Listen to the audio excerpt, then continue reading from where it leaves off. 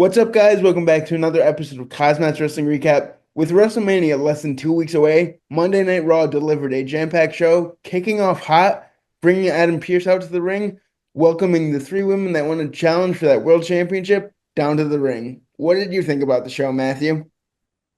Io Sky, Rhea Ripley, Bianca Belair, all three women in the ring to start the show here. Thanks to Adam Pearce. Let's just say here in Minneapolis this week, they showed up. Did they fully show out? There's nothing like those overseas crowds. I know. But three women in the ring, you know, with Ripley and Belair continuing their bickering, Io Sky comes out of nowhere and just hits them with a drop kick. But this is all because of Adam Pearce now announcing that this is triple threat match at WrestleMania with Bianca Belair, who was the special guest referee of the match last week. That didn't help, and Pierce was blaming himself for doing it, saying that that probably wasn't the best decision here. I think there was one match we saw that was coming, and it was definitely this triple threat match with Rhea being added to said match. But I'm pumped for it. Women walking out of WrestleMania, I'll have to say Rhea. Yeah, me too. This was a great segment to really open the show. It really was. This led us right into Judgment Day drama backstage. Finn not being happy that he has to face Braun Breaker in a triple threat match with his buddy Dominic going after that IC championship as well.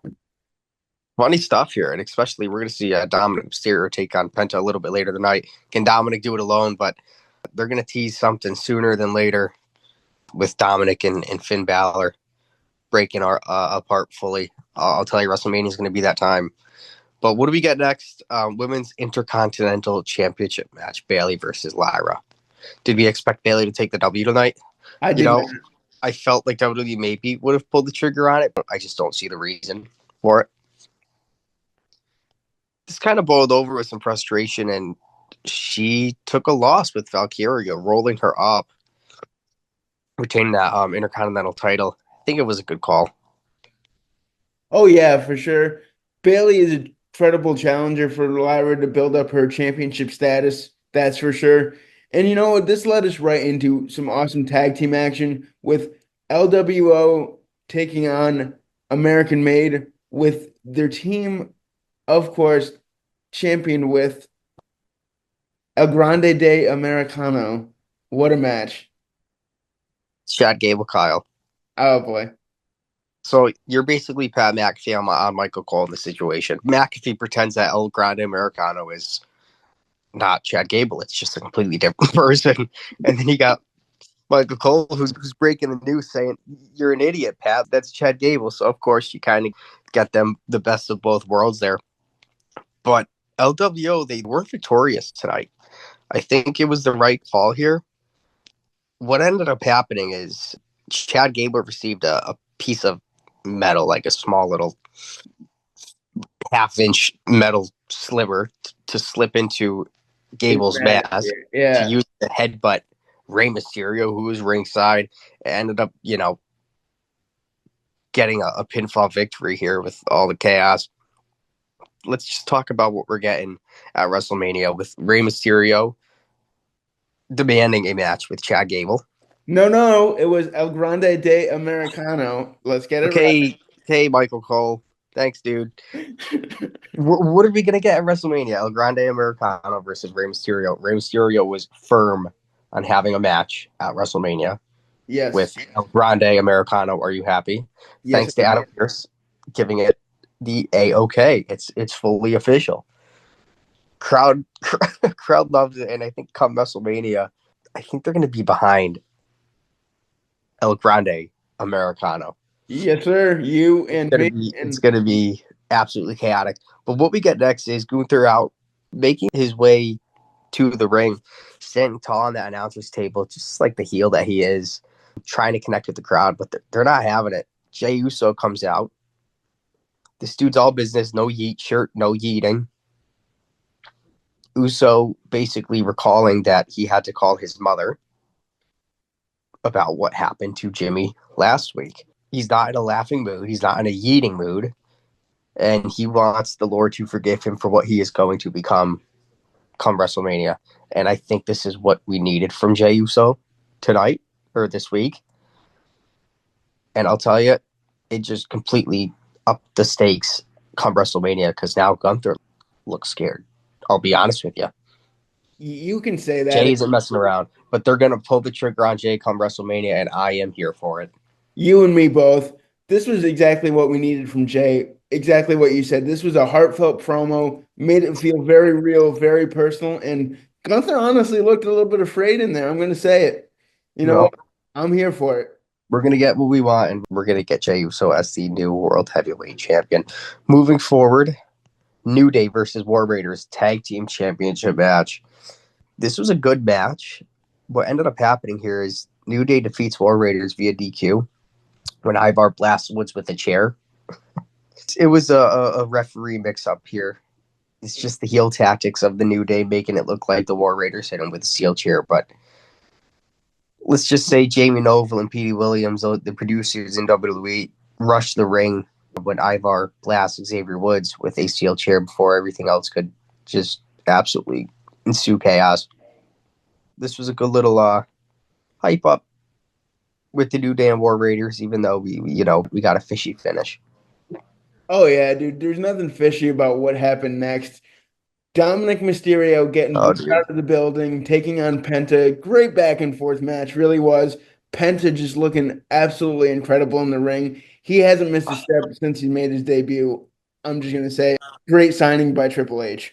Hitting Dirty Dom with a Penta driver to take that victory, it was just so acceptable. But Braun Breaker interrupts a post-match beatdown by Mysterio and Carlito. Of course, to the aid of Penta, as we thought, tearing through everybody with that vicious so-called spear, taking down everybody ringside, leaving Balor to hit Braun Breaker. I think it wasn't a coup de grace, It was a but sling blade, I think. Yeah. Sling Blade. You got me there. Kind of trying to stand tall here to close things out, but Breaker stands up. Didn't expect this. Tries to spear Finn Balor, who's holding that Intercontinental title, but Finn is able to scurry out of the ring. Braun Breaker standing tall here. But I'll tell you, man, who is going to take that Intercontinental Championship home? Is it going to be Penta? Is it going to be Dominic Mysterio? Is it going to be Finn Balor? Or is Braun Breaker going to retain?